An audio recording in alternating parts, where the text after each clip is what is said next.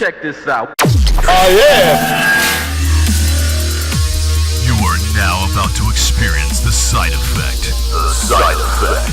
When it is done with all of your hatred, and your journey towards the dark side will be complete. The latest in pop culture, entertainment news, movies, TV, reviews, and more. Dracarys. Here are your hosts, Val, Rorist, Chris, Tarzan, and Kevin. The side effect.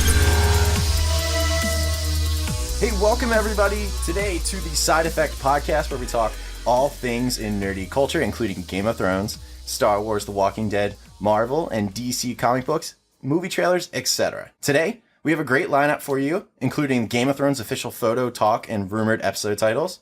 Also, movie reviews on the film King Arthur, Legend of the Sword, Star Wars news and discussion, and finally, some quick talk about a couple upcoming trailers.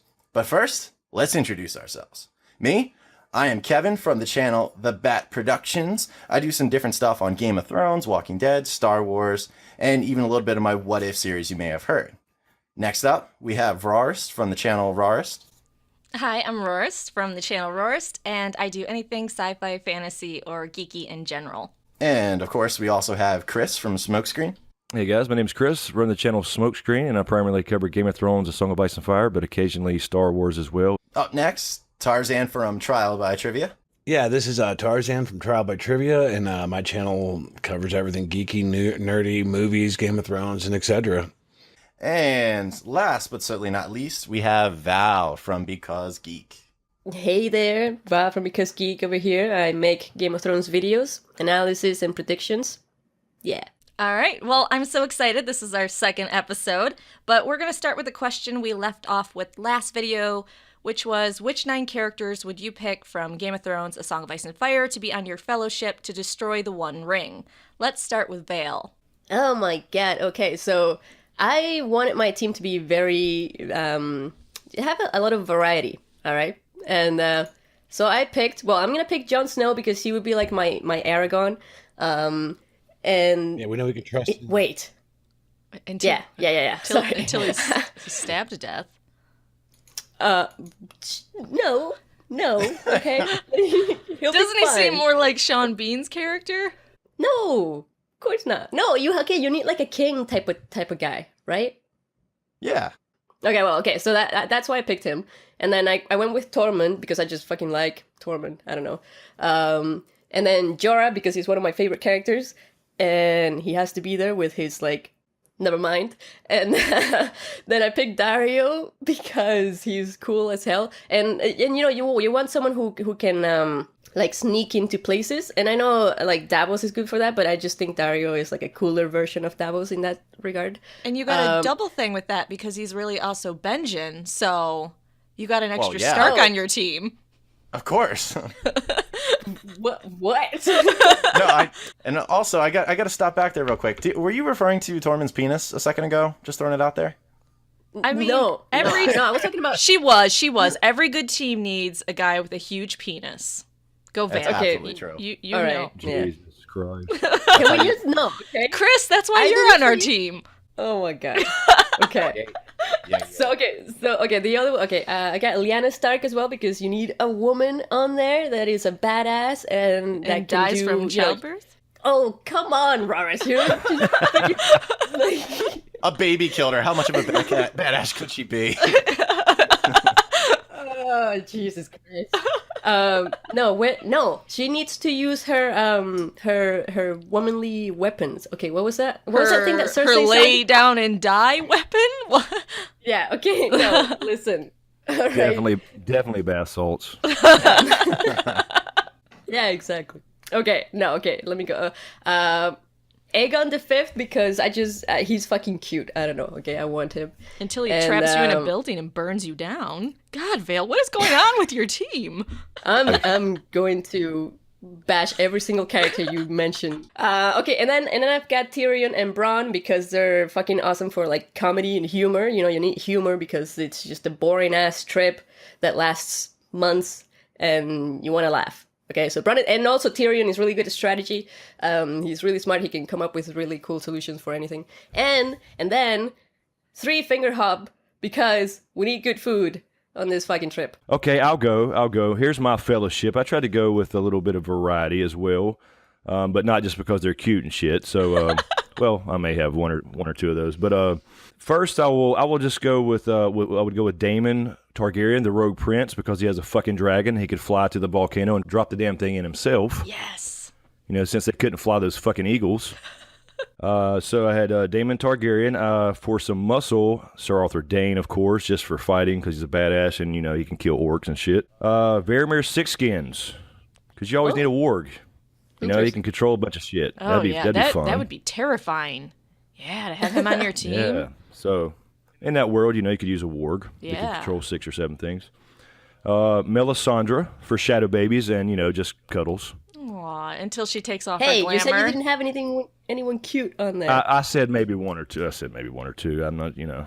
But yeah, as long as she keeps the choker on and drinks her potions. It's like milk. Then I had, I believe, next was Stannis. Yes. Because, you know, he's going to be the commander. You know, he's going to get the shit done or die trying. Menace.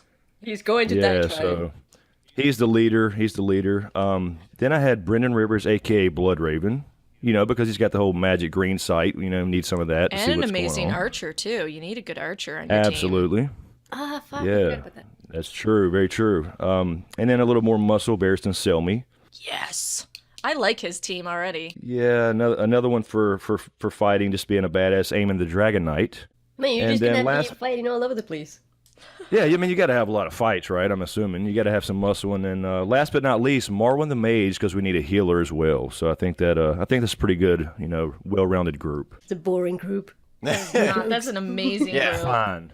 Actually, my list was kind of similar almost to yours, Chris, because I had Barristan, I had Aemon the Dragon Knight, I had Daemon Targaryen, because I wanted a guy that would jump from a dragon and just, you know, shove your sword in someone's eye. I had Stannis for Master of Strategy. I had Cregan Stark just because he was a pretty hardcore Stark. Dunk just because he's a hottie and you always need a hottie on your team. And then I think the only two that differed was I had Aegon the First and Visenya just because I thought they were a good fighting pair. And, you know, Aegon took over 6 of the 7 kingdoms.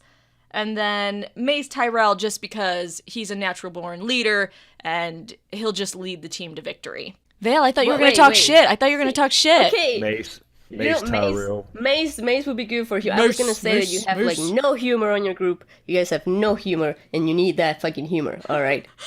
You Wait a have minute, are a we bad trying to time. make a movie here, or are we trying to actually Yeah, fucking destroy the we ring? have a quest to go on, Vale. We actually No, take I our agree with jobs Val. seriously. Okay. Wait. Kevin's Yeah. going to defend your honor. Go ahead, Kevin.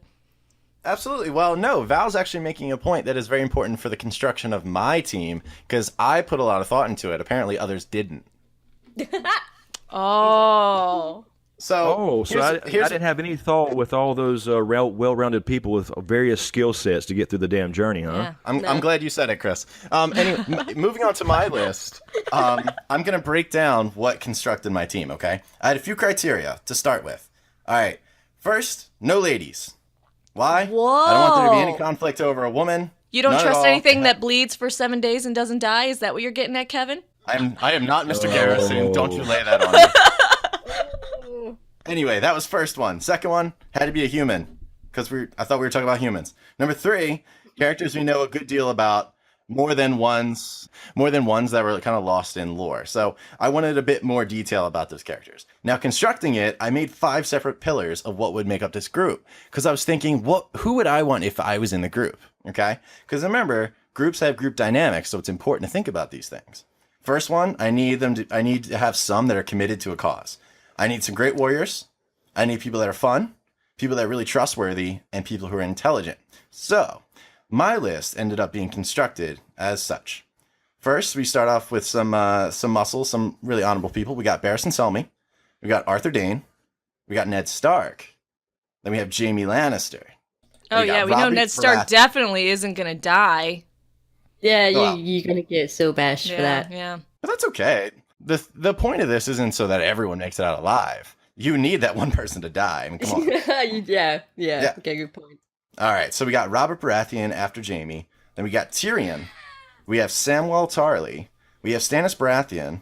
And then finally Jon Snow.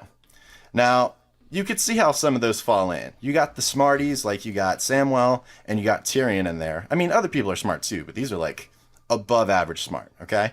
You have basically the Keanu Reeves of the whole thing and Jon Snow along there. So inevitably, you're going to win. You're going to win. And then you have people like Jaime, Arthur Dayne, Barristan all together. Robert's going to make it so fun to be around in addition to Tyrion. I mean, come on, who's not going to have a good time? Even Jaime. We're worried about fun, Kevin, when we're trying to save the world? Yeah. Is this a really game grim. to you? Wow. It's called the Game of Thrones, yes. Okay, yeah. I mean, Boom. Anyway. You both are Yes, very I mean- irresponsible, and I would never want you on a team to save the world. This is You're just telling- I'm so disappointed. Roris, I'm so Roris, disappointed you're in you two. telling me if you hung out with that group, you would you want to hang out with a boring group. Do you just want to hang out with like 9 Stannises or 9 Neds? Come on, If we man. get the You wanna hang damn out with job good people. done and save the world, yeah, I'm not here to have a fucking kumbaya and make s'mores and friends. did you realize how shitty of a time, fucking, what's his name? Frodo was having? Yeah. Well, is saving the world supposed to be fun? I feel like you guys got to get your priorities can in be. order. You need to get your priorities in order. Chris, back My me up God. here. I agree totally. Yeah. I agree totally, Roris. I'm telling you. Hey, well, I don't get Legolas was having fun with, Yeah, Gimli was having tons of fun. My Yeah. God. Guess Kevin, what? Stannis Is your wouldn't be that list way. is your list over? Is my list my list is over. But Because it I will feel like we echo need in other eternity as a legend. we need the other voice of reason. Tarzan, tell us your list. Obviously, we're going to have some badass fighters on here. I got Arthur Dayne, Barristan in his prime. Yep. I've got the Viper, because I got to have the Viper. Poisons. Let's see here. I got Dario. Dario's on there for the purpose because, well, the cunning. Let's put it that way. Let's see. What else do I have here? Actually, I wanted to. I mean, this is very fucking unusual for me, and I went with Tywin just to kind of have a really good mastermind. Yeah. I also took Arya. I got Arya on there for her faceless men abilities. That might, depending if she could handle the temptation of the ring, and that might be the one I could just sneak right up in there to get Oh, that damn, fucking yeah. ring in that damn. Okay. Then I've got, here's where I'm going to get shit. I've got my last 3 are, Aegon and Balerion. How? Why fuck around when you could just get that damn ring up there No, tomorrow? that's amazing. take That's an umbrage with that, awesome sir. pick. I mean, you're not like No. Kevin. I You're don't not wanna like even Kevin get that's from you. prejudiced Nothing. against other humans or against Come on, non-humans. that's so yeah, cheap. yeah. That is Anything. That is so we should cheap. anything from one world to the next. Oh my God! If that was the So- criteria, then fine. I pick Wow. Arthur Dayne and No, 8 other no, dragons. no. It's too late, Kevin. We know the type of person you are. I play by the rules. Well, we didn't set that as a rule, but Okay, and my last person is I actually went with Kinvara because well shit, if everybody else can resurrect people, I'm sure she can. Yes, she looks damn good. And then on top of that, any of the, how would you say it? The priests or priestesses would say, she should be way, we don't know from the show or the book really. So I'm guessing she's just way more badass than anyone else we've seen. Okay, Yeah, we well, expected to be. I took her. what I'm really getting at from this is that Chris, Tarzan, and me, we're all very responsible and we're ready to save the world. And Vale and Kevin just want to have a party and doom us Well, all. dude, okay, I should get extra points because I have someone who can make second breakfast. All right. That is a good point. no. Here, I want to jump in and I want to say that we want the audience to be involved. Yes. As long as they're human, So- right, Kevin? Yeah, as long as they're human. and so I think what should happen is, I think we should get people to write in the comments who constructed the best team or even had the best philosophy. Because I think the Val, Kevin, have fun while kicking butt philosophy is the best way to go. Hey, well, hold up here, though. I mean, that's not necessarily true. I got some badasses, but you're talking to people, like the Viper and Dario. They're gonna have a hell of a time. I know they will. So I there. wouldn't Well- necessarily disagree with that. Hey, did you put them there? Like, did you think like, hey, we gotta have some people that are going to be fun, on this list. I don't see why some of these people wouldn't have fun together. Yeah. On my list, anyway. Maybe, Kevin, We'll you're let the being commenters decide. As long judgmental. as you're Yeah. not on the fellowship, Kevin, you're judgmental is what you are. You're judgmental. I think we've all I learned said this. we should give the opinions to the people, and you call me judgmental. Oh my gosh. Okay, well, we have spent enough time All right, on let's this. find out. Yeah, yeah. I'm down Well, with that. tell us what you think in the comment section below. You can also email us. Well, actually, we do have some comments from the audience since we last asked the question. So we've got people like the Archmagus Eternal. He's saying that his fellowship would include Jon Snow, Tyrion Lannister. Yeah, pretty good. Oberyn Martell. You know, he's got the Viper there as well. Sir Bronn of the Blackwater, Brienne of Tarth. That's a good, really good one. Sandor Clegane. Oh, no one thought about Sandor. Jaqen H'ghar. Nice. Davos Seaworth, really good to have for like sneaking in, like, you know, smuggling and whatnot. And Lyanna Mormont, that was a really good one as well. I like Davos, yeah. And I actually had the Hound number 10 on my list if I could add a 10th one, because it kind of mix it up a little bit with all those knights. Yeah, Mhm. You know- and I definitely didn't put Arthur Dane on my list because he got shanked by like a little bitch by a midget person. Oh my god. Oh my god. Arthur Dane, arguably the greatest swordsman of all time. You won't put him on the list. Okay. Anyway. Well, my problem is with that one in particular is Braun. Braun was somebody I agree would be fun, and he's a good fighter, obviously, but I just don't trust him enough. He's a sellsword. Oh, yeah, but, come on. Come on. Maybe you want that adventure, you know, that craziness, you know. I don't know. Anyways, okay. So we got Greta Hasper. So her stuff would include Jon Snow again, and she's saying Azor Ahai, duh. Barristan, Arthur Dane, young Robert Baratheon, fucking Warhammer, yeah. Yeah. Brienne, Blood Raven, nice one. Archmaester Marwyn, because you need a healer. Strong Belwas, with Robert, it makes 2 tanks, and Jaqen H'ghar. Nice. See, I couldn't trust Jack. Yeah.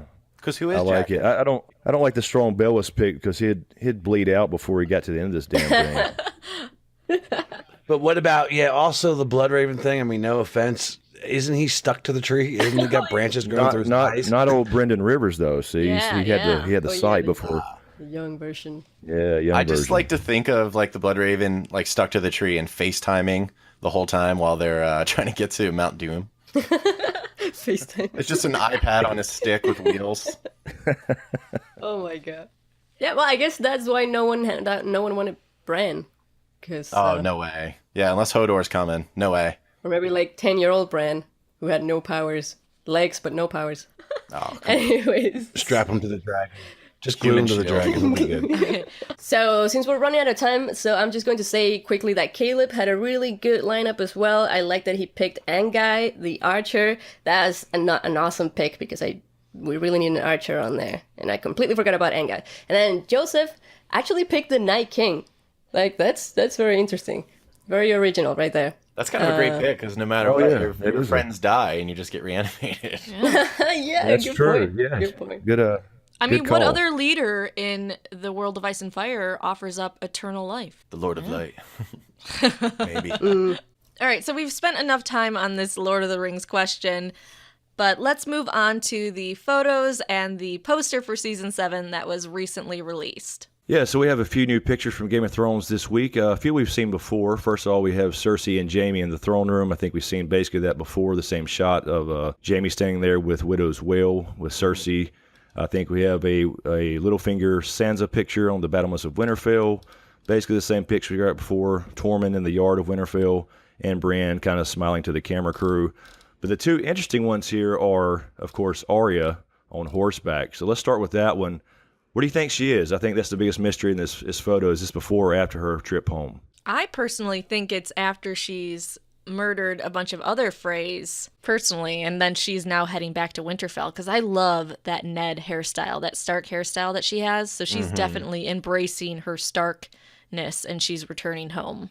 She's embracing the Stark identity in her.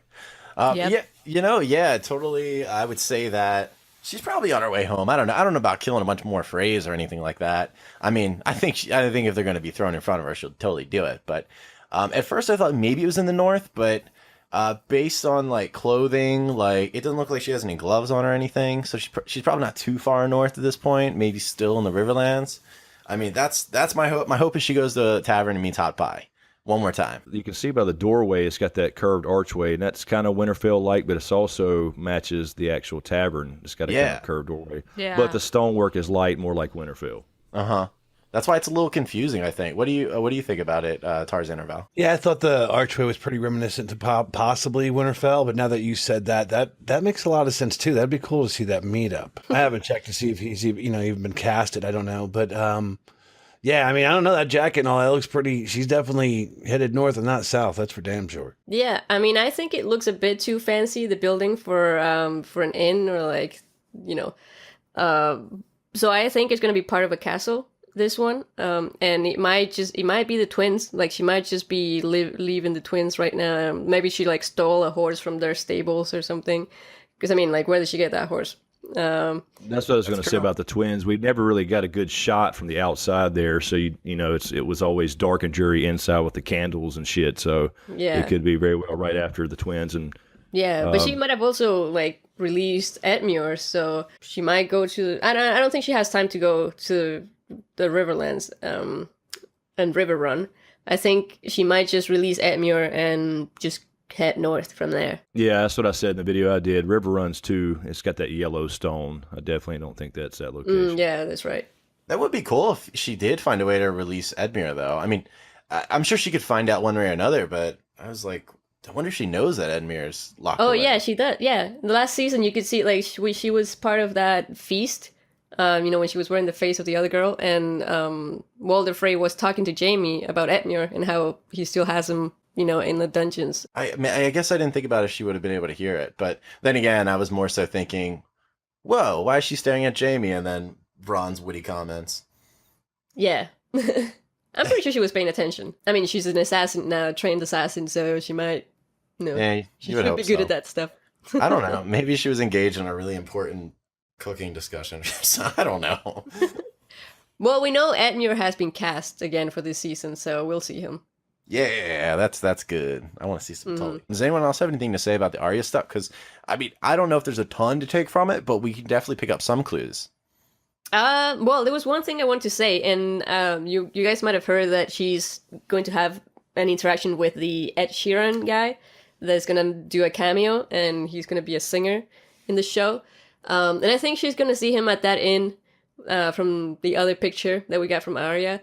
And I was thinking that it would be funny if she stole his horse, but if he's going to be a singer, I don't think he's going to have enough money to have a horse anyway, so... there goes that He was a idea. traveling singer. Yeah, but I don't know. Like, horses are expensive. And you don't usually see a singer riding a horse. I got it. What if he is a horse on the show? Oh, Jesus. Oh my god, he's glamored. All right, next. This Kevin figured it out. We can move on to Danny. We got this on lockdown. Absolutely. Yes. Okay. So the photo, I'm sure probably all of you have seen it right now. It is a picture of Daenerys on the back of Drogon. I hope she has a saddle because that probably hurts a lot. But on the back of Drogon, seemingly in the middle of a battle. And How maybe the hell did something she the get on ground. there? I don't know. We've seen her climbing up on the what do you call them on the back of the dragon? The spiky things going out. Why can't I think of what you call that? But she's used those to climb up. But you're right. The other Targaryens, they always had saddles. Yeah. Because we've seen what happens when yeah. they don't have saddles, or even when they're not sitting properly, and then they fall to their death. So yeah, that seems like something that Tyrion would be right up his alley. Like, here, let me make you a saddle so you don't die. Yeah, Tyrion, he yeah. designed the one for Bran, right? Yeah. True.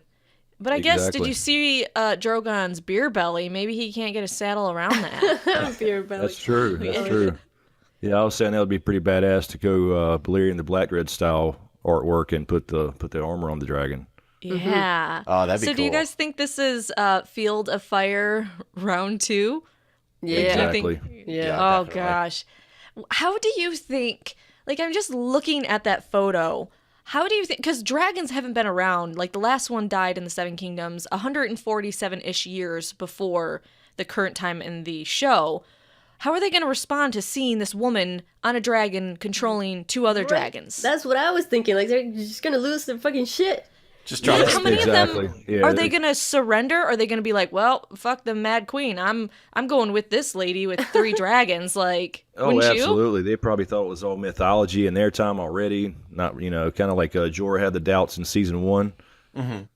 Like, have you ever Yeah. actually seen a dragon? They actually see one. Yeah, they're shitting their pants and joining her. But they've for all sure. heard this. I'm sure they've all heard the stories of Aegon the Conqueror. Like, either they've read it or they've heard it. So when they see it come again, they're like, oh shit, we know what he did to those other people. So, Oh, yeah. and I guess with this image, where do you think it's actually taking place? Like, where do you think she's going to start her campaign? Well, I mean, we should let Kevin say that because, we're trying to stay away from spoilers and some of us kind of know what's going on in here. Oh, okay. Kevin, where do you think she's going to start? Where do you think this image is taking place? Okay, well, all right. This is totally, I'm totally spoiler free on this one. It's difficult to say because based off the one teaser, it looks like we know eventually where she gets, which is probably Dragonstone based off of the carvings behind her and everything when she's walking. So at some point we know she's going to be there, but where she would start, that's really tough because Dragonstone is not really a place you would start. So, but I don't think she's going to go right at King's Landing necessarily. So maybe I don't know, maybe somewhere like near the Fingers. I don't know, like going down. You don't think she's going to repeat Aegon the First, where he went from Dragonstone, King's Landing area, and then worked through the Riverlands and stuff? You think she's going to land somewhere else? Honestly, I don't feel one way or another about it at this point as far as where I think strategically she should go. I mean, if this Daenerys is what I think she is, it would be a good idea actually to follow the path of Aegon. But I'm not totally sure how they're going to do it because I think Cersei is in a different situation as far as what Aegon had. Aegon didn't have to deal with what Cersei is, and based off of how the show, how Cersei's now this ultimate crazy villain, and I'm assuming an impending partnership with Euron Greyjoy. I think they want to have those two clash kind of quickly. So logically, I don't think they should go to King's Landing really quickly, but I'm afraid that may happen. So First Landing, I really don't know. I know that's a cop-out answer, but I don't know. Do you think maybe it would make more sense for her to realize, okay, I don't want to take King's Landing right away. It's too fortified. Maybe I hit close to home. I hit maybe the Lannisters area, the Westerlands. Do you think that would be kind of a good place for her, or is that just too far away? Oh, I think it's pretty far away. But I think it's awesome. Take her home from her. I mean, they've always talked about if you can't defend your own home, then what do you have? Yeah. Yeah, and I mean, Yep, Dario exactly. told her to do that too, so... Yeah, exactly what I was going to say. Yeah, Yeah. Dario mentioned it last year. Sure. How do you think logistically that would work out, though? Do you think they're sailing around to that way to get to the Westerlands? Do you think they're going to cut through from Dragonstone to the... Because, I mean, that's a little bit of area. I mean, not for dragons, that's easy, but her army has to cross that. So how do you think? I know, this is all speculation on my part, but I was thinking that Euron would catch up to them, if they try to sail that way, because Euron's coming from there too. Oh, So good he's coming from that point. direction. Yeah. Yeah. I guess if she is going to the Westerlands, if she even sailed around, why would she then go to Dragonstone first? Maybe to just have a base and then? I don't know. Because it seems like they kind of picked up the Tyrells and the Martell ships on their way to Dragonstone. Mm-hmm. Yeah, I think she splits the fleet up. Yeah, that would actually be really smart of her to do. Yeah. Who's also not to say that maybe Cersei's crazy ass ain't making the first move? I don't know if she knows it's coming necessarily. Yeah, and I Well, she definitely could, think Dany's the one that's going to be the aggressor. I mean, Euron's the Yeah, I only one think who she'll can tip send it out off. ravens. I think she'll repeat Aegon and send out ravens Oh, to say, I hope she does. here's what I'm going to do, and if you don't like it, I got 3 dragons, and she may react to something here. This may be a reaction to Yeah. someone blaming something on somebody else, perhaps. Maybe the sept that blew up, perhaps, last year. Oh, Well, I mean, and she might go directly to Dragonstone because Tyrion knows it's vacant. Exactly. And Yeah.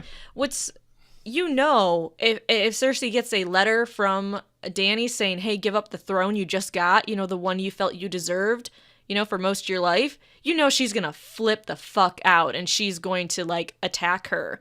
So I do kind of wonder if they are going to start, you're right, after the letters, or if Dany's going to kind of start it by attacking or ambushing them. Yeah, but then Dany also has Tyrion with her, who knows his siblings and how they react, so he can tell her how to treat with them, right? Tyrion's gonna go, listen, Daddy, it's a cakewalk. She's an idiot. Yeah. Bitch is It crazy. never work out. She's drunk all the time. Just wave something shiny go in for front it. of her, and I guarantee we'll win.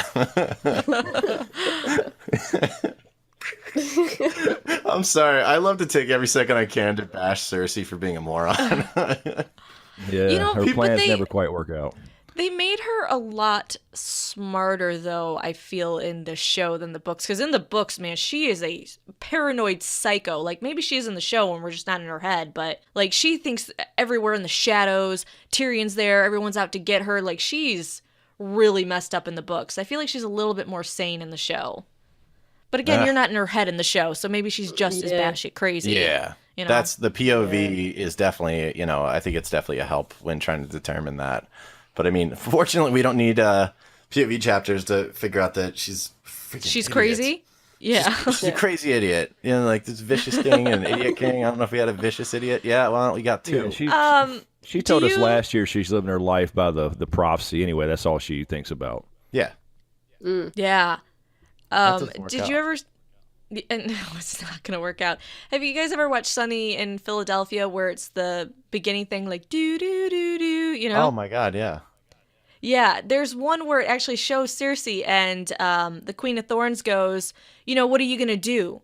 Kill everyone yourself? And then it goes, Cersei kills everyone else, and then do do do do. Oh yeah. When the title hits, Yeah. the gang sells out. Cersei kills everyone. Oh, man. That is totally. Oh, and who's gonna want to follow her? I mean, I guess that's going back to it. If you have this woman, because if anyone talks shit about her, about Cersei being on the throne, or a woman ruling or whatever, she's gonna go have Sir Gregor just smash their head into a wall again. Yeah. So how many people do you think are gonna be like, okay, well, this one's certainly crazy. Maybe we should flip the coin and try this other one. Oh, totally. Yeah, Or do you- that's the thing. Or do you think caught between those two women, they're going to be like, well, they're both crazy, but I guess I'm going to pick the one with the dragons. I don't know. Yeah, I mean, the one that scares you the most, I guess. But then it should also be pretty merciful. Like, we know that she is that way. She's not just going to kill everyone. She's going to give them a chance. I don't know. Remember last season where she's like, I'm going to return their cities to the dirt, and Tyrion's got like, Tyrion. Yeah, but Tyrion, Yeah. Tyrion's going Tyrion's- to keep her in check. Yeah, he's the one to be like, you're Right. a little mad king there, buddy.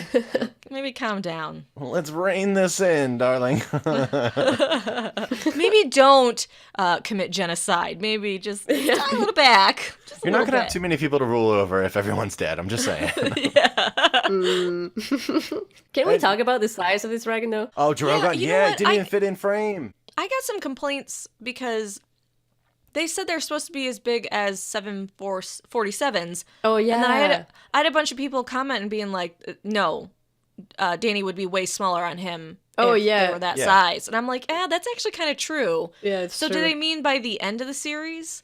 Or not the end of the series, the end of the season, Drogo's going to be that big? Because they definitely said, they're going to be as big as 747s. I mean, if But they keep they're- growing this way, yeah, Yeah. that is quite likely. I mean, look at that picture. I mean, she could fit. That dragon could swallow a fucking tank. For Yeah. sure. And I don't want to be a dinosaur nerd because you guys know I am. But you're but about if to you be. look, I know, I'm so sorry. If you look at the growth rate of a T-Rex and a dragon, they're actually matching up almost exactly with the T-Rex, because once they get to a certain, it's like exponential growth. It just goes boom up with a T-Rex, how big they get. So like they're exactly matching a T-Rex, which I think is so cool. Okay, I'm done with the Oh, dinosaur okay. stuff. Well, that's awesome because I didn't know that I thought they were just like fucking it up. Well, And because now for they your are science smaller. moment with Rorist. I know. You're freaking out, dinosaur mom. Nerd. Actually, I did hear some complaints about that though, because in the books they are quite a bit smaller at this point. Well, I guess we don't see the point where she's coming to Westeros, do we? But right? Aren't they smaller in the books? I thought, or maybe I'm remembering wrong. I don't remember. I mean, I thought just they know were a they're little big. bit. I forget. Well, I'd imagine still. Yeah, they're. Well, no, they're roaming around Marine, right? They are in like tearing up the pyramids, right? Yeah, and I remember. I think this was for the show. They said when they were roaming around in the pyramids, they were adolescents. they said that they weren't adult dragons yet. And I guess this season or the last season, they're supposed to be adult dragons, which is why we see the huge boom in growth. That goes back to another thing you were saying before. I mean, remember people's reactions to the, when we got the dragons before? And, even like the harpy, they kind of like, oh shit. What would your reaction to be? This thing looks like it's 2 to 3 times the size it was last season. You know what I'm saying? So you're talking about that photo and people on the field. Literally, you're going to piss yourself. I feel like I would have the same like if I saw it, it would be the same reaction I had to 9/11. I would just sit there like, what is about to happen, or what is happening right now? Like I don't know how you can even capture that moment when you realize a living being that is like the size of a god, like Galactus, just popping up, flying over you right now. Oh my gosh. That's where you switch from Lannister armor to fucking Dothraki. Right away. Yeah. I'm a Dothraki. You're just naked. Doesn't matter. Yeah, I want Totally I want Dothraki. Team Dragon. That wasn't in the rules. So let's actually switch to ending for the Game of Thrones segment on that poster that was animated, and we saw the Night King and then the close-up of his eye. Yeah, that was cool. Yeah, with John in the eyeball and a pupil, I should say, and I think it kind of morphed to Danny, didn't it? People were saying that it was all 3, that it was actually John, Cersei, and Danny. But I only saw John and maybe Danny. I don't know. Did you guys see Cersei in there? Just John. Yeah, I haven't looked at it properly yet, but It looks like it kind of changes over to Danny, but it's hard to tell. It gets so small. It definitely changes to something before it just goes to a light reflection. Well, and for sure that the others are gunning for John because, one, he's killed one of them. So he's automatically... I still remember the look on that other face when, John's sword meets his weapon and he looks at it because he expects it to shatter, and you can see his face going, oh, fuck. yeah, it was the biggest what the fuck face. I know. Oh, that is like one of my favorite moments. So they're gunning for him, which actually makes me worried that they're going to head to Winterfell first. Like once they get past the wall, like they're going to start their... Oh, totally. If you believe there's something, magical at Winterfell, as we believe. Yeah, And the way they're using the promotional materials this year, all the Night King eye and all that shit, it makes me wonder how fast are they going to go this season? I didn't think the wall would come down till episode 7. I think Me it's episode too. 7. I thought it was gonna. Yeah, I thought it was gonna be an end, and then wall goes down maybe because Bran gets past or something, or they get, and then 8 is them coming down. But they're really harping on him being the threat. So because I think most people, the way they stack the odds, unless they pull a rabbit out of the hat, with if they do like Dragonbinder or something, unless they pull a rabbit out of the hat, it's pretty obvious that like Daenerys is gonna roll over Cersei and Euron if he gets involved. So I think maybe they're pushing him like the Night's King as the ultimate villains, like they've been doing this whole time, but they're doing it more aggressively. For sure. But I still think it's going to be the last episode of this season that the others get through the wall. well, do you guys think 6 episodes for next season is enough to do this epic battle of the others coming down and tying up everything? I just think they're packing all of these episodes this season. It's going to be moving really fast, and there's going to be a lot happening in each episode. And because they said they filmed just as much material or just as much content as a normal 10 episode season, and they're just packing it in 7 episodes. Yeah, and Yeah, these episodes are going to be longer Yeah, I for sure, remember right? reading that. Yeah, Yeah. they're like hour 15, hour 20 each, something like that. Yeah, and hopefully not like that bullshit they did last year where you got like 10 minutes before the damn show even starts. Yeah. And then Well, Dan and there's Dave talking been- for the last 10. Yeah. There's been a lot of interviews where the actors have said that this is the most jam-packed, fast-moving season they've ever been a part of, and it's gotten them really excited I because can't it's just... Oh, that's going to be so good. Like, dude, like when the trailer drops, I'm gonna flip my shit. Like it's just gonna it's gonna be fucking, orgasmic. Nah. I'm just gonna go ahead and say it. See, I already flip out when we get photos. People are like, "Oh, I'm sick of photos and posters," and I'm like, "Really?" Because I'm like sitting here freaking out over those. It's true. A lot of people have gotten snobby real quick. I mean, I'm only getting snobby like when I saw the wide shot of the Cersei and Jaime that was just put out today. I was like, come on, I already saw that. I know. He's got Widow's Wail, most likely. Whatever. Come on, you teases. We don't care. Come on. Got to be coming soon, right? I mean, they did apparently. Is that what they do? I've never noticed that in the past. They removed their previous teaser on the YouTube channel before they put out another one. That's been pretty consistent as far Yeah, as I I never know. noticed that before. So Me neither.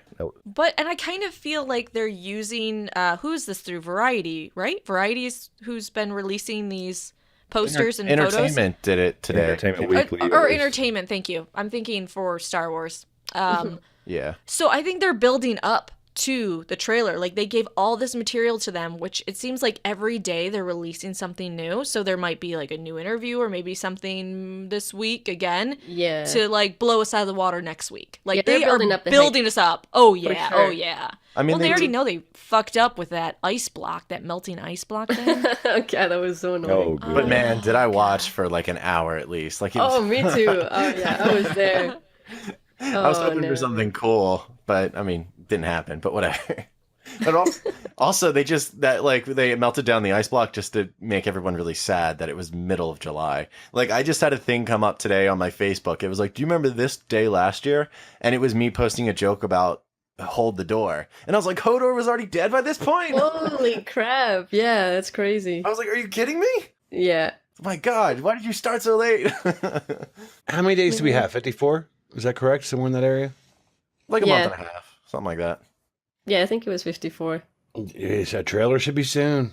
Real soon. Yeah. Yeah, we could keep talking about it and teasing ourselves and building ourselves up, but I think it's time to move on to movies. Okay, so it looks like the only movie we're going to be reviewing this week is actually the movie Arthur, the Legend of the Sword. Now, this is a topic that I think a lot of people, know about, either, a lot or a little, just from the old, lore of like pulling Excalibur out of the stone and the Chosen One is the one who did it and a great knight and everything.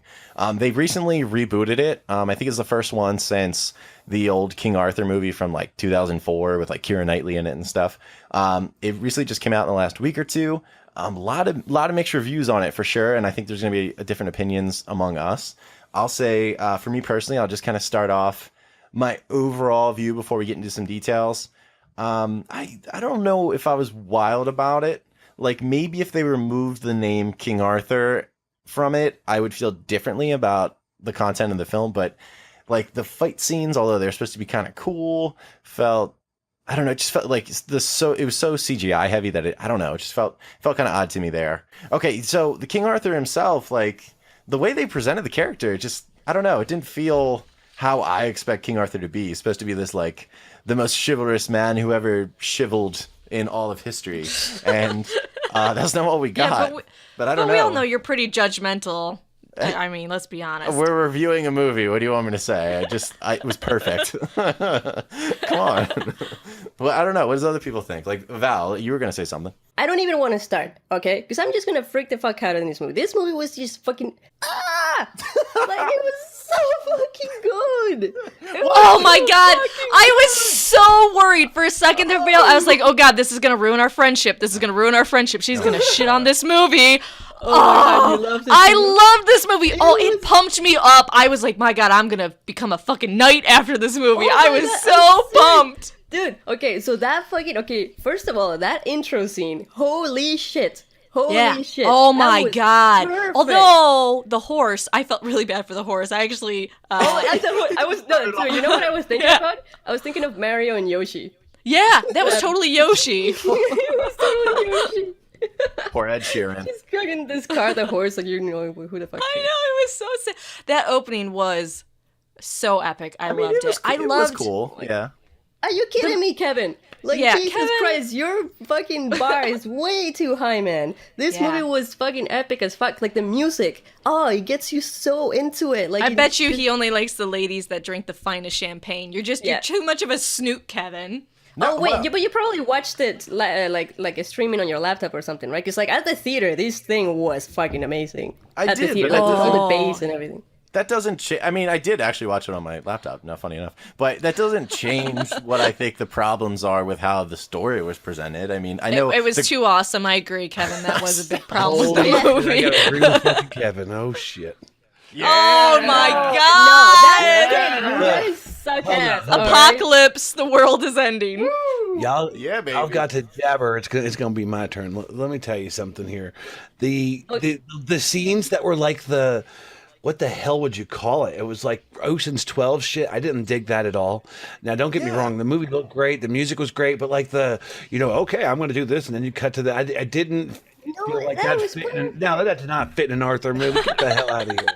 Okay, there was other things in there. There were definitely some parts that just looked like, hey, I'm acting, you know what I mean, with some of the characters. And even Charlie Hunnam, there was a couple times I was like, you're slipping a little bit here. You know what I mean? But, I mean, the way it looked great. And I mean, but some of the story stuff was just like, what the fuck are you doing? I thought the humor was I loved it. I enjoyed the Oh humor. yeah, It the was humor great. was right on point. Oh yeah. And the music too. My God, that music got me so pumped. My favorite me is too. I think it's like the Breath Assassin one, where it's like breathing as they're doing stuff. I was like, I just need to get out of this theater and start wielding a sword or something. Like That's Oh usually my God, I response, love though, to any movie that I go and see. you gotta just Alright, start Kevin. wielding your sword, Kevin. Stop wanna go talking home about and your play with the penis. sword. This isn't about you. This isn't about you, Kevin. I have to admit, I did think about that a little bit when he was pulling the sword out. Yeah. You know what I mean? That could have been a little more epic. I do Oh. agree. No, I mean like I meant like the relation between pulling the sword out and Oh, and wow. The whole Dirty movie minds, is Al, just God. a big giant penis reference. My God, the fight Yeah. with this big I sword really that agree it's with that. really important, and then it's fighting over this big long tower that he ends up destroying. yeah, a lot of phallicism or phallic thing. Well, tell you in their defense, penises are the most important thing. Maybe that's why Raris and I liked it more than you guys. Yeah, because we just want the D so bad. I think, to be fair, I think me and Kevin should rewatch this movie, but we're going to need some bath bombs, some tacos, and some Bailey. God damn it. I want to present a bigger overall argument, and like I said, things I think are wrong with the story. It's now, in a way, I give them a lot of credit for trying to twist it a little bit and present King Arthur in a different way, but it King was a Arthur- refreshing take on a legend that's been told so many times. They made it. They owned it. They made it something different. But they did. But we didn't need the same shit. But think about it, though. You took King Arthur, who's supposed to be maybe the most legendary knight of all time, and you made nothing knightly about him.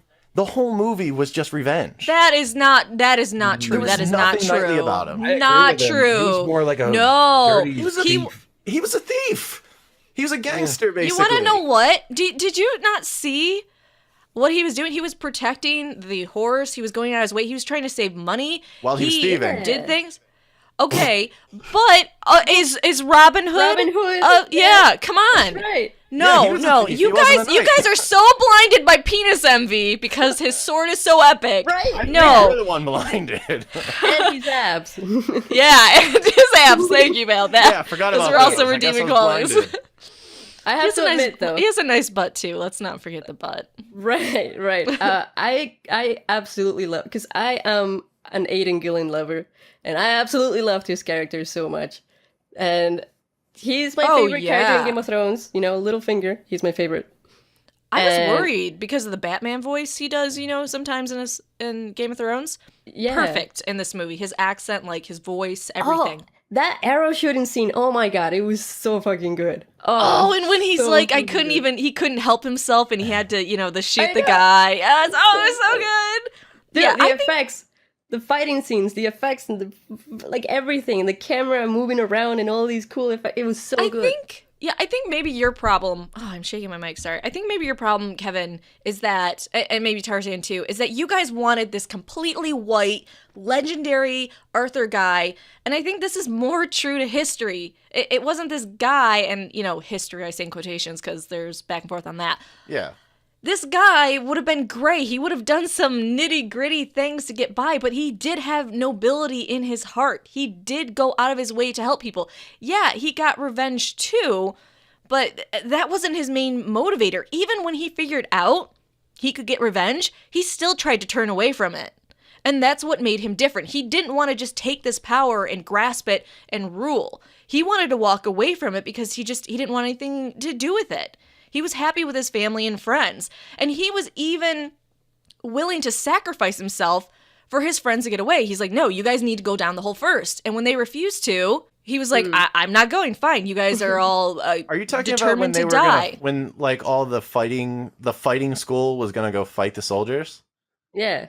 That, but also No, but that's before not the that, same. there was plenty. No, there were plenty of times where he didn't want to do the revenge. He knew exactly what happened, but he was like, I don't want this. I don't want this power. I don't want this responsibility.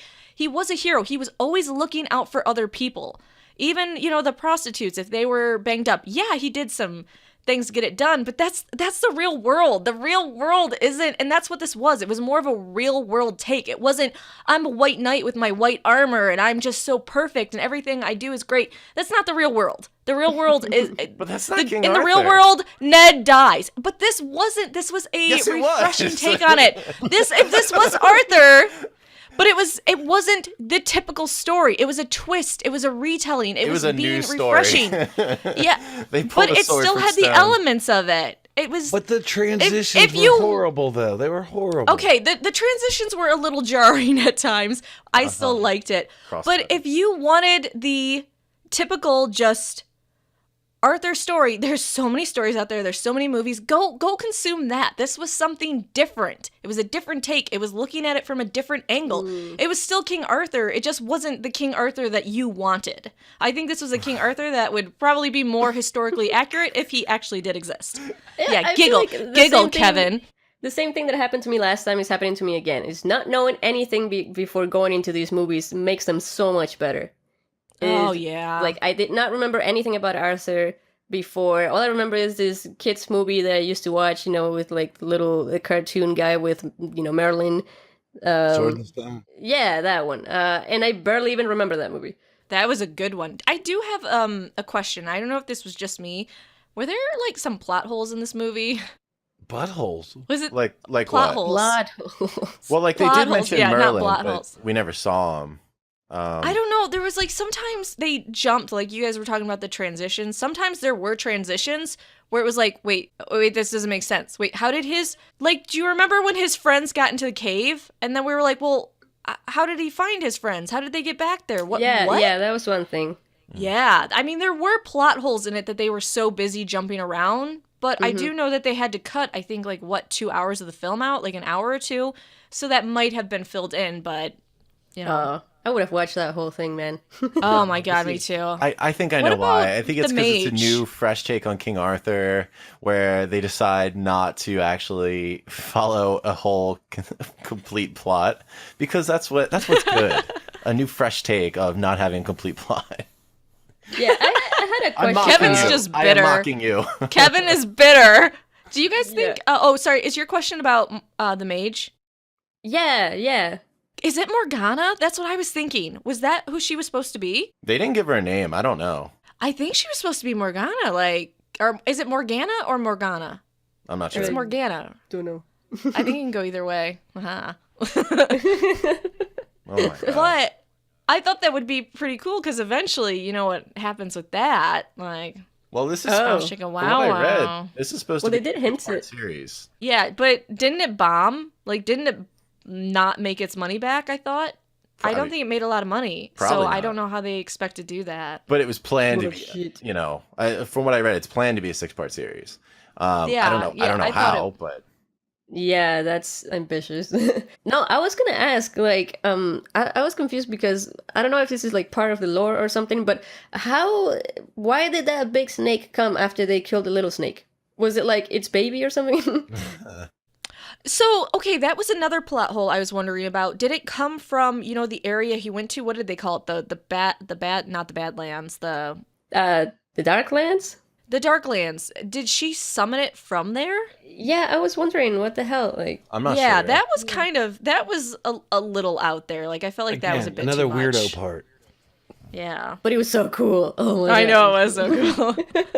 I was going to say, I should have brought this up earlier, but I didn't have a space to bring it in, since we're Game of Thrones fans, of course, Littlefinger, if I'm not mistaken, maybe I missed him in the opening credits, but I think the first time I saw Aidan Gillian's character, wasn't he in the brothel? Yeah. Hiding? Yeah, he was. Like, isn't that funny? No. Yeah. No, he wasn't. Okay, well, Yeah, the that was second... him. No. I think he was actually serving in the war, I thought. I thought I saw him with Uther. Yeah, right? yeah, maybe he was, but okay, so the second place we saw him I was saw hiding in a him there. brothel. How funny Oh, is that? wait. Yeah, that was the second one. Oh, I yeah, didn't that think is of that. funny. Isn't that amazing? That's pretty Okay, cool. so we got to wrap this up, but because Vale and I are so awesome and everyone listening agrees with us, I want to give both Kevin and Tarzan 60 seconds, and I will cut you off, to tell me or tell us why this wasn't a good movie. So we're going to start with Tarzan because I want to get Kevin more revved up. Are you ready, Tarzan? We're going to start 60 seconds. Go. Like I said, I'd give it like maybe a 6 or a 7, but like I said, there's just such weird freaking transitions in this movie. I mean, did it look good? Yeah, I was okay with the story because I didn't take it as serious as, being like a documentary type thing or something. You know what I mean? But, my biggest thing is that, yeah, the transitions were weird, and you guys had said that yourself. Man, you didn't even need the 60 seconds. Look at you. I You're an like the all-star. transitions, man. I don't know what you're talking about. I really like the transitions too. All right. Kevin, are you ready for your 60 seconds? Yeah. All right. Go ahead. Go. Okay. Well, first I want to say I didn't think it was a bad movie. I just didn't love it. The reasoning why I already told you in the beginning. If it didn't have the tagline King Arthur with it, I would have thought it was really awesome. I think because there's King Arthur is a already established character in lore, and it's been totally changed in my opinion to be like the anti-hero, to be kind of a scummy guy that just kind of falls into being a hero rather than like he's being destined to one, but it's like I don't know how to describe it. It's just crappy circumstances in which he becomes this grandiose character. There's that transitions I wasn't wild about, but it didn't affect me as much on the laptop. For me, I think one of the David Beckham had too many lines. That's another one. He should have just been out of it. I didn't even know it was him until later.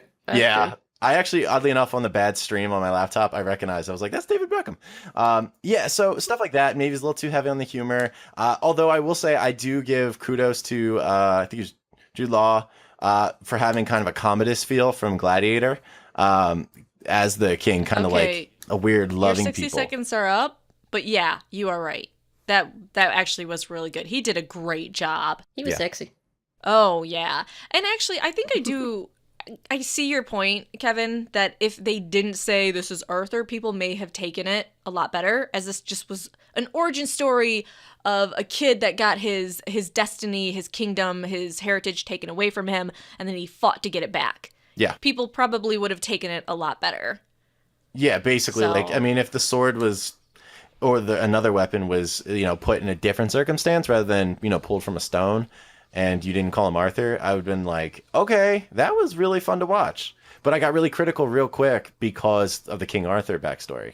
Yeah, that completely makes sense, Yeah. especially if you're a traditionalist when it comes to that. All right. Well, anything else any of us want to say about it before we transition to Star Wars? I'll just say I agree totally. I agree. Yes. Chris 100% agrees with He me agrees and to Vale. all of it. It's beautiful. He agrees about the abs and the ass and everything. Just Oh shit! What did I miss? Never mind. perfect. Chris knows how to sit on a fence. There you go. You All lie right, down with so the pole in your mouth. Oh damn. Sorry, that's a reference from The Office. My bad. So we are going to move on to Star Wars, starting first with the Revenge of the Sith alternate ending.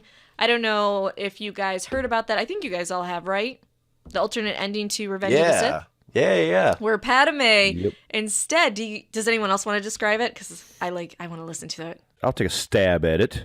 Batter up. Aha, pun. Yeah, punny. Yeah, apparently this is what the ending where Padme, instead of crying and just getting choked out, tries to actually kill Vader, right?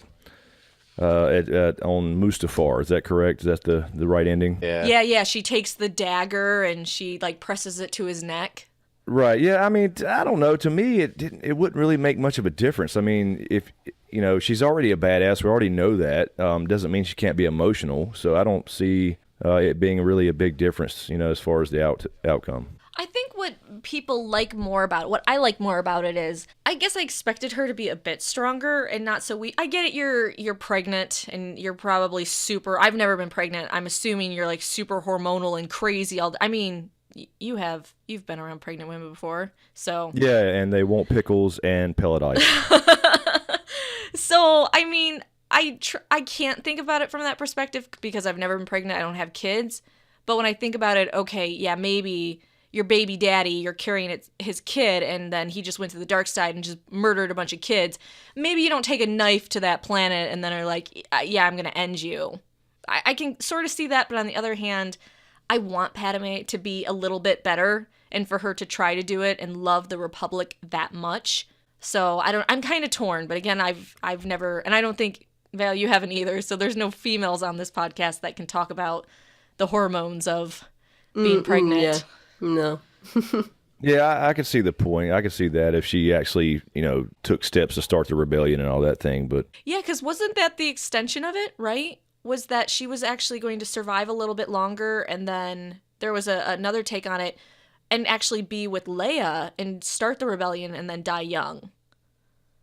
But then George was like, no, I want it to be more tragic. Yeah, I think the article just mentioned she was just going to take a step towards founding the rebellion or something like that. But yeah, it didn't really go into much detail. As far as the ending, I don't know if I would want this alternate ending, because really all I think about when it comes to this is how would it affect Anakin going forward as Darth Vader, and I think it's better to think about it being like super sad, because he accidentally killed her, more than him being like enraged and knowing she's out there and like being his enemy. He thinks that he killed her, right? Not that he actually killed her. Yeah, I was going to say that too. It actually, not that he couldn't have still done it, but it shows his first force choke, and that being hers, kind of poetic in a way. Mm-hmm. Oh, I didn't think about that he keeps using it over and over again. What do you think that says about him, Chris? That he first used it on his wife, and then he uses it over and over again. Yeah, I think that's part of the scarring process, so to speak. I think that's kind of his go-to move because of that. Because he knows he didn't kill her. He knows Palpatine was lying. Well, yeah, and then he figures it out between A New Hope and Empire Strikes Back. But do you think that, Chris, he was continuously choking people as a way to kind of make it okay what he did? Like, it's no big deal. I do it tons of times, Like you're... Yeah, I think that's what kind of started. I think that's kind of the poetic part of it is he did it just kind of randomly there in a rage of emotion, and then perhaps killed his wife or led to it or whatever. So that's kind of was his go-to move, to kind of, I don't know, hide the pain. I don't know if that makes sense. Man, I've never. No, it makes so much sense. It's so weird. I've never thought about it that way, but it would. That he would keep using it over and over again to kind of make it less emotional what he did. The way I see the force choke thing, I don't, although I didn't think about it that way, Chris, I don't think that's the case at all. I just assume they threw that in there because, that point in the movie, they want to make it clear that he's transitioning to Darth Vader. And, we saw in the original trilogy, like that was his thing. It was like, whoa, he did the force choke on the one Empire general. And I think that's really what it was more about is like, other than killing all the, little Padawans and stuff. It's like, yep, he's Vader now. He force chokes. Well, did you ever read up, I've read all these books because I'm a psycho about Star Wars. George, originally, remember there was this theory that there was a triangle going on between Padme, Obi-Wan, and Anakin? Yeah. And it was a theory? It turns out that there actually were those undercurrents throughout the movies, but eventually he decided to cut it. Now, this is from people that worked with him. It's not confirmed by George. So, take that with a grain of salt. But that he actually cut those undercurrents out because he just wanted to focus on Anakin turning the dark side, which actually makes that ending of Revenge of the Sith make a little bit more sense when he's like, why? Because of Obi-Wan? Like, oh, you turned her against me. Like, right. That would make sense. And then he'd force choke her and all, and it would make it even more tragic. Because think about that. That's the sense I got anyway. You know what I mean? It was kind of like the jealous, oh, okay, I see you're on his side now. Can you imagine, from his perspective, the love of his life, the person that he is going through so much hell for to protect, and then she does something with his, best friend, brother, whatever, master person that was training him, like that would scar him. I could see him becoming an unemotional monster for quite a few years after that. And I know you guys probably watched the Clone Wars. We saw Anakin's jealousy with that, God, what was it? That one senator, I think, was with Padme, and then Anakin came in and saw that he tried to kiss her, and he went apeshit and just started beating the shit out of him. Like, so Anakin did have a lot of jealousy when it came to her. But he was also very emotionally unstable at that point, too. I mean, he was always emotionally unstable. But- you know, as a little boy with pod racing, Yeah, from and the get-go. someone, This is a different someone level. fucking He just dies and slaughtered he a bunch giggles. of This is Padawans. pod racing. He just officially someone turns just He died. just officially turns to No. the dark side. That is a totally No, different no. level of mental instability. No, Yes, no, it no. is. He was unstable from the beginning. He's laughing as people are I dying during a know. race. I'm he not goes saying around that he and wasn't unstable. slaughters. I'm saying the level's different. Well, but think about what he's been through. Okay, so, you can be on the Jedi Council. Oh, you're not a master. Oh, hey, you're Padawan. We're just gonna screw her over and kick her out. But, oh, nope, you can come back. Like, he had a lot of reasons not to trust the Council. He was being a little blinded, though, particularly on the council thing. I mean, I know he got insulted, but he also knows, like, Palpatine forced their hand. Like, he told them they had to do it. And that's unheard. That doesn't happen. Yeah, but the Council, the Jedi were way too focused on being systematic instead of on the person, which also caused a lot of issues. So I wouldn't trust them either, because they can't look at people as individuals.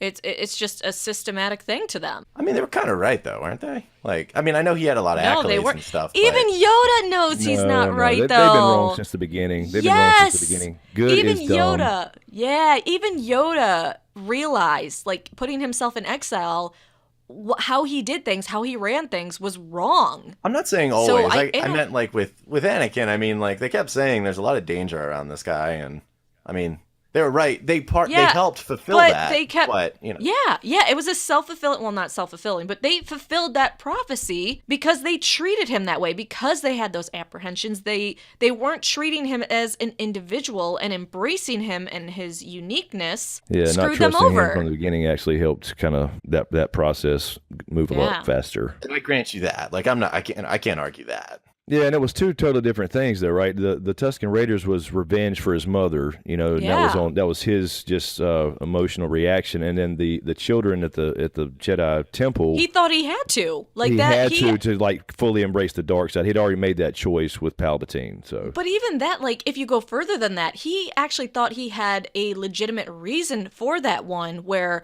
the Jedi are wrong, they're evil, you know, we need to get rid of them, we need to purge them. Yeah, it was a really sick way of going about it. But with the Raiders, man, he just... Yeah, he justified the kids in his head because he to save Padme. So Yeah, I mean, I don't know. I feel like none of that was contrary to what I said. I was like, yeah, I agree. no, I wasn't trying. No, I'm not trying No, to contradict.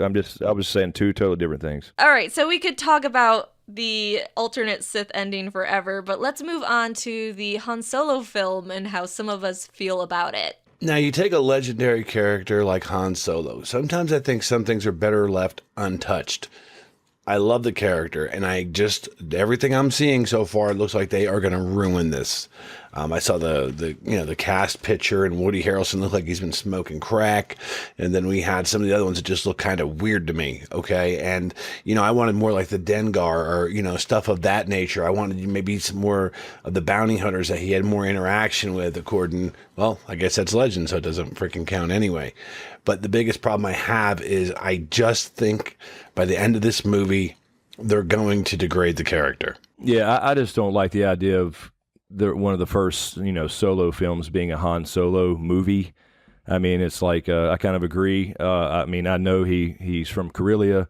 I know he became a smuggler. I kind of know his life story anyway, basically, and that Chewie owes him a life debt. So I really don't need to see that first when it could be integrated with something else, perhaps, when you got so many other things out there that can make better spin-off movies. So many other things. Yeah, I don't think he looks like Han Solo. I just don't like it. I don't think it was a good move. But again, I don't control a, multi-billion-dollar company. So, but they could have gone so many other places. But I know, Kevin, you actually have a different thought process on this. Yeah, I mean, that's the thing. Like, I know they could have gone a different direction, and I know us as, big Star Wars fans, it'd be so much better to see, like, like Knights of the Old Republic or something like that. That'd be great. But the thing is, they got to think about the common fan and how it connects to the Star Wars universe that we know. And Han Solo is a huge one. And basically, you're going to see a movie about a space cowboy and his origins and, him doing some cowboying and people like that.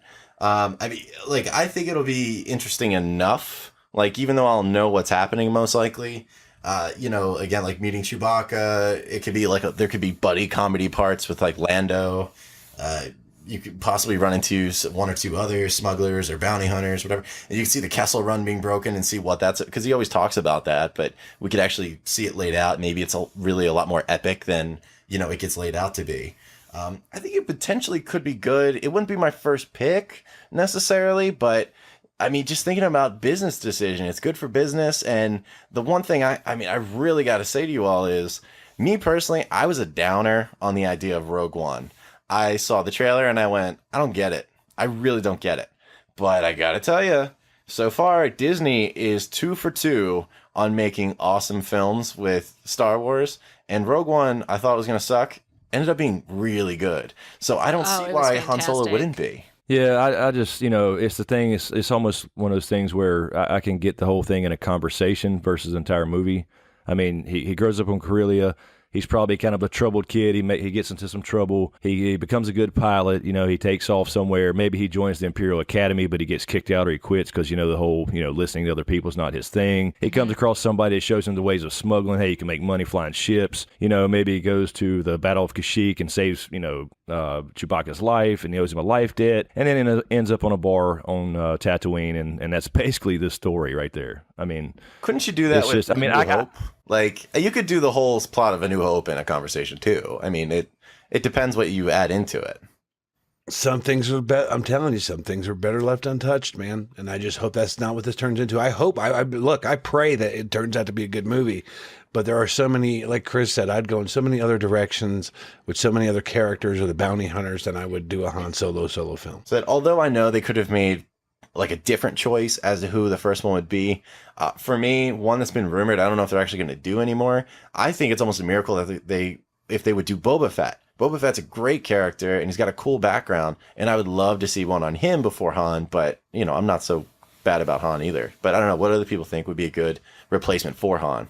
Yeah, I mean, I agree. Like a Boba Fett, I mean, he had, 4 minutes of screen time in the entire original trilogy, but became one of the most popular characters ever. Oh, yeah. And people wanted to know everything about him. So I think they're making a mistake. I mean, I can see your point, Kevin, where you're talking about, business decision. He is a popular character. I love Han Solo. He's the space cowboy, but I just don't get it as far as being one of the first movies. This should be like down the road. The direction it looks like Disney's going in with these character solo films, I think it's just they're playing the safe card and it might backfire on them.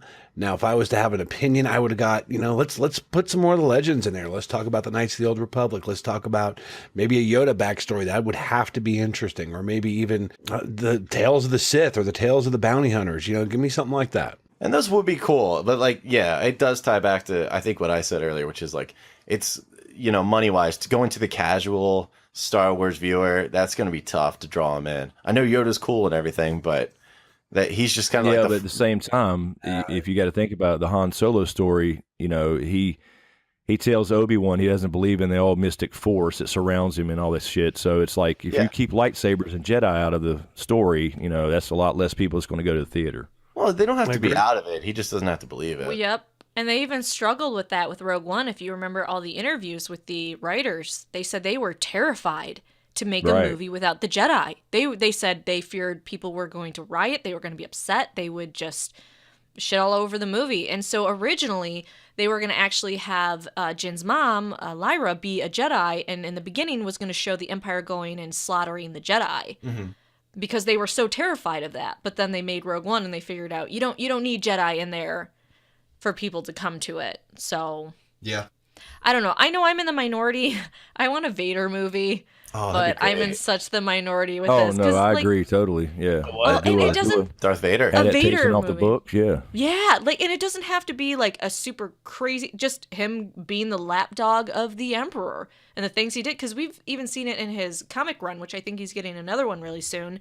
The things he did to be the lapdog of the Emperor was a lot of fun to read about and learn about. Yeah, I mean, I personally. love the Dark Lord novel and how he hated the Oh, armor and had to yeah. get used to the armor, and he kind of perfected the lightsaber throw and all the shit he went through. Yeah. I think that'd be a great movie. And building on the relationship between Palpatine and him. That's what I really liked about, Yeah.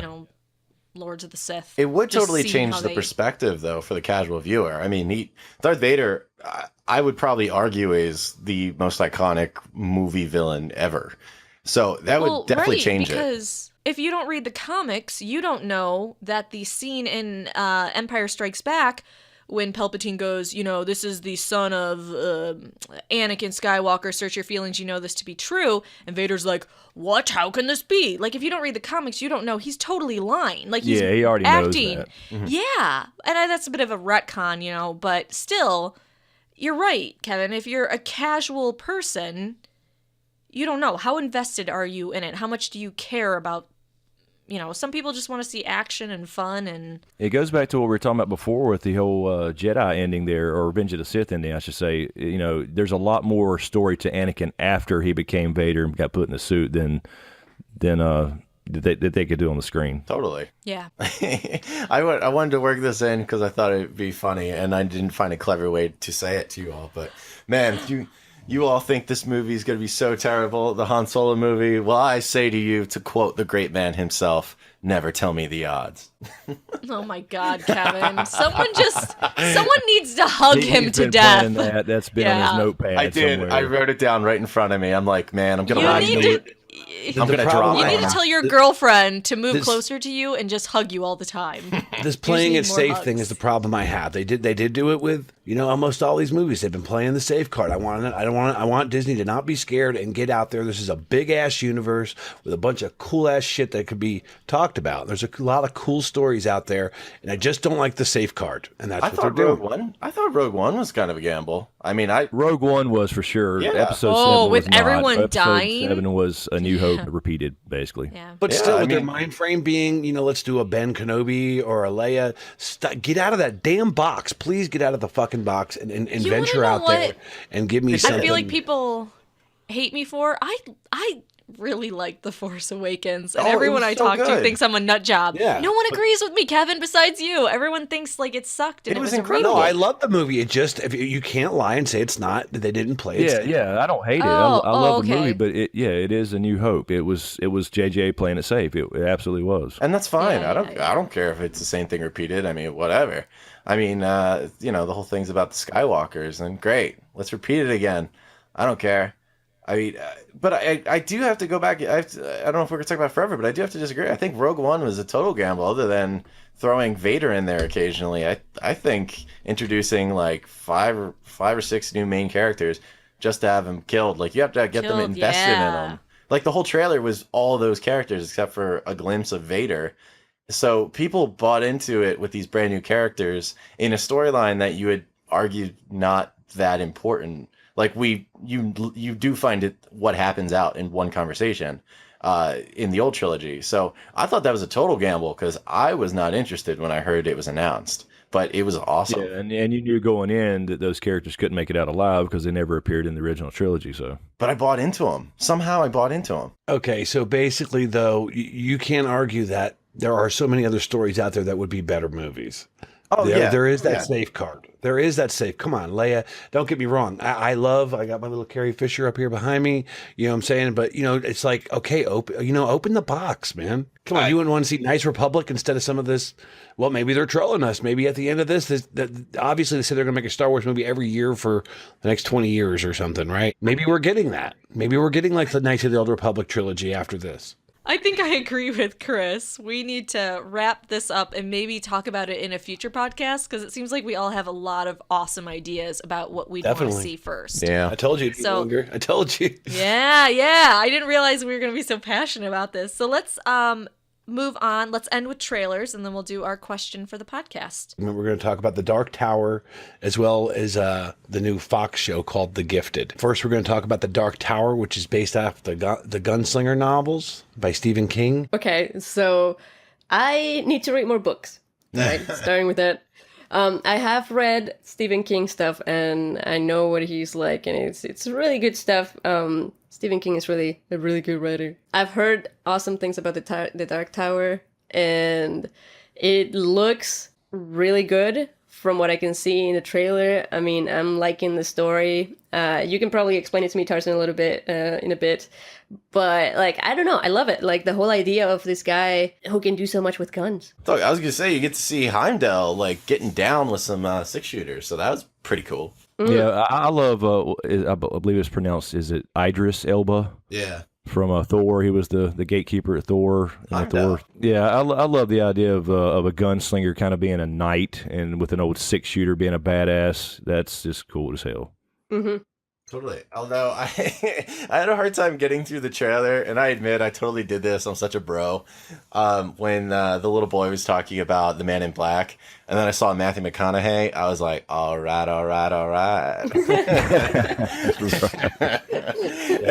He's supposed to be like scarier than the devil in the trailer, and I just couldn't get it out of my head. Yeah, and he'll probably be driving a fucking Cadillac in there sometime. Yeah. Is that what he? I don't know. Is that the right car? I might have that wrong. With the cowboy hat. That's the thing. You've watched the commercial like a million times, but you have no idea what car he was selling. That's just true. Not a clue. You just know he exactly. Goes to show. Well, the casting itself, I think, looks good. I mean, you got Matthew McConaughey. He looks like he's actually being serious and not being a freaking goof. And then, now I'm going to butcher his name, man. Is there Mr. Alba? Let's call him Heimdall. It's easier. But this is based on a very long series. I mean, these are some of the biggest books that Stephen King has written. And in my opinion, probably the best series of books that he's written. Now, I guess nobody can argue that with me because none of y'all have read the damn books. But it's about the gunslinger. So I've seen the size of them. It's ironic. You get into YouTube to talk about all this cool nerd pop culture shit, and you don't have time to watch and read shit anymore. It's true. Like I said, these books have been around a long time. But that's cool. It seems the thing that we're most excited about, though, is that we have all seen this trailer for The Gifted, which is going to be a new Fox show. This is based in the Marvel Universe. The director's Bryan Singer, and it is mentioned in there right away that, these new mutants or the people involved, they say we don't even know if the Brotherhood or, if the X-Men even exist anymore. So it's going to be, I'm real curious to how this is going to play out. I have a really quick question about that. Are these supposed to be the Strucker twins? Do we know yet? The what is it? The Fenris twins? Is that what they're supposed to be? I don't know. I haven't got no names yet. Yeah, I don't think we know. I don't think we know that much yet. Yeah, I think because they have the last name Strucker, right? Yeah, I was gonna say on the IMDb, their last name is Strucker. So what has me worried about is in the comics, they're not good people at all. They're kind of Nazi sympathizers. So, and they're definitely the brother and sister. They're villains. They're not good people. So. Is that like spoiling it? Is that supposed to be a twist? I'm sure other channels that are up on comics are reporting on this because they made it seem like the enemy is the people trying to exterminate the X-Men. But what if the brother and sister are actually the villains of this series? Yeah, I was going to say the only thing that worries me about that, first of all, it kind of looks like a better version of Heroes. Yeah, but it's almost cliche now that you have the mutants and then the government agency coming after them, trying to control them or use them as weapons and all that kind of shit. So I kind of worry about that. But Hero, the trailer Shield. looks badass. And it does. I agree. It does look good. I was excited about a few things because seldom on my first go around do I catch things. Well, first of all, I wanted to say because I was trying to look out for any mutants I recognize. First one I actually caught was Blink. Yes, that was starring that is acted by Jamie Chung, who I know her from two different things. One, she's Mulan in Once Upon a Time, and two, she was actually on the Real World San Diego like 10 years ago. Oh, I was gonna say DBZ. Oops. Oh no, I had a huge crush on her, so that was cool to see a mutant I recognized, and she was the only one. But two, I thought it was pretty cool. I noticed that one of the officers or whatever that was trying to apprehend the mutants, he had Sentinel service on his chest, and I was like, oh, the X-Men and the Sentinels, look at that. Yep, look at that. Yeah, there was Polaris, there was Thunderbird too. If there's the Strucker twins, then there are two mutants that are from the comics, but It's interesting though because in the comics, if I remember correctly, the twins' powers, the brother and sister, only work when they touch each other. That's weird. I don't know if in the yeah, I know, not in that way. God, Kevin, you dirty. I didn't make their powers hold so that they only hands. worked when they touch each other. Don't point at me. You're way too invested in Game of Thrones. That Yeah. Lancester. The twin Lannisters cest. work that way too. So I kind of wonder in the series because you see the sister using the powers without him. Are they going to make it that their powers are stronger when they touch? Because it doesn't seem like they're going that route of they have to be touching to use their powers. It looks like it's maybe Yeah, it their looks like powers are stronger. they're using them separately. So Yeah. I hope not, because that is going. That's. I mean, I don't know if you guys saw that, like Heroes Reborn. That's really going into that territory. There's a lot of things that kind of scared me a little bit. Now I am very excited for this, but there's a couple things that were just very heroes. Like remember the cheerleader? Her father was a mutant hunter, basically, and that's basically involved in this movie. And then in the Heroes Reborn, you had the twins, and they're super powerful when they're together. And I hope I don't want no damn Wonder Twins, man. I don't want. Yeah. You're absolutely right. I didn't even think about that. Wow. And there's one thing I got to add too that really had my curiosity. And I keep watching it. I'm not getting shit from it. Did you guys notice at the beginning of the trailer, like all these, the mutant with the fire, that those were the ones that I was like, there's just not enough there to do nothing with. So obviously they're going to join up with, there's going to be more mutants involved in this thing. But I was like doing what you guys were doing, was trying to pick out who the hell is who here. Oh yeah, Yeah. absolutely. And I mean, there's some definitely like Blink, Polaris, Thunderbird. Those were the easy ones. Then the Strucker twins, maybe that's who they are, but it doesn't look like they're doing the traditional comic path, which I didn't think they really were going to. Yeah, that's yeah, why. and did I don't know if I missed it. Do we know the timeline of this thing, where it fits with the universe, or does it? I don't. I've been trying to look into it, and I haven't gotten. Didn't they make them? Oh no! Didn't they make the mention in the trailer that they didn't even know if the X-Men were still around? Yeah, Because the whole Logan thing, just if it's all heading towards that, it's like, okay, that's kind of sad. Yeah. Oh my gosh, I didn't even think about that. Wow. no, I'm not sure. Yeah, we when don't that- know when it fits in. So, overall, all of us, I mean, are you guys excited about this? I'm a little bit. I love X-Men. I love comics. I'm a little bit upset because I want X-Men to be part of the Marvel Cinematic Universe. So part of me is like, just fucking give it back already. But Right. if they can do this decently, then I'm all for it. And it's only season 1, remember that. So we don't know what's going to happen. Yeah, I mean, Yep. at a base, I'm mildly excited. I don't know. I've always been an X-Men fan, but I'm much more of a fan when they have certain X-Men characters involved, and I don't think I'm gonna get those. So that's why I'm cautiously optimistic. Like if there was a way to work Gambit in, I'd be so happy. But I don't think that's ever gonna happen. Oh my god, are you a Gambit fan? I'm a huge Gambit fan. He's my favorite. Hell yeah. Yeah, Kevin yeah. just redeemed himself. Yeah. No, and I was gonna say, yeah, Gambit's the greatest. When I was growing up, I was like, Cyclops, he's so cool because he's a leader, and Wolverine and Colossus, he's big and metal. And then I went, no, Gambit's where it's at. He's a ladies' man, Yeah. naturally just yeah. agile. You miss me, Mon ami? Yeah. Oh, Oh, my- I loved Gambit. How great is that? We get that Cajun flair going on. I'm still upset that Gambit movie's not happening. Yeah. Oh wait, Now it's that not. went to hell. I didn't even Right? realize that it wasn't happening. I thought Channing Tatum was still doing it. It kept getting delayed and delayed and delayed, and I don't think it's happening anymore. Have Oh. you guys heard about it? No, Nothing. I think hadn't it just heard a went thing. to development hell. I just kind of personally. forgot. There are a lot of lesser known characters they have not touched in the Marvel Universe. This would be a hell of a platform for that to happen. Yeah, definitely.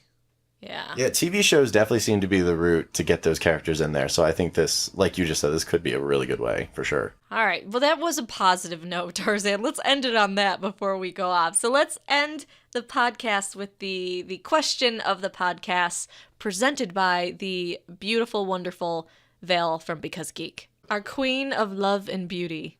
The beautiful Ooh. and noble. Because Oh yeah, just for the record, for the audience, I want to cosplay Lyanna Stark. Yeah, that's a thing. All right. For Con of Throne, she's going to do it. Make sure you write in the comment section, do it. Yes. Do it. Do it. Okay. All We've right. been pushing this for 2 years now. So, oh yes, that's right. Okay, so for everyone, get your brain gears going, because today's question is going to be about Star Wars, more related to Star Wars this time. So we wanted to ask if you could give Darth Vader any apprentice to join him on the dark side. Physically seeing him standing beside Vader, him or her, if you want, whoever you want, from any fandom. It could be Game of Thrones, it could be Lord of the Rings, it could be Harry Potter, it could be Marvel, DC, whatever you want. Who would you want Darth Vader to take on as an apprentice? Ooh, that's a tough one. Yeah, I'm gonna think about that for about a week. Yeah. So yeah, leave your answers in the comments and we will give you a shout out if we like it. Yeah, Yeah. definitely head over to the YouTube channel there and let us know in the comments of the main podcast, since this is segmented on the YouTube channel. That's right. I just got mine. Okay, I can't wait. All right, well, I think that ends our podcast for this week. Thank you so much for joining us, and hopefully we'll see you again next week. And then we bludgeon Kevin to death. What do you think, Dale? Do you think we'll do that? You're the Spider-Man from YouTube. Thank you for listening to the Side Effect Podcast. Winter is coming. For more information or to reach out, please visit thesideeffectpodcast.com. TheSideEffectPodcast.com. Tune in next week to experience more of The Side Effect. The Side Effect.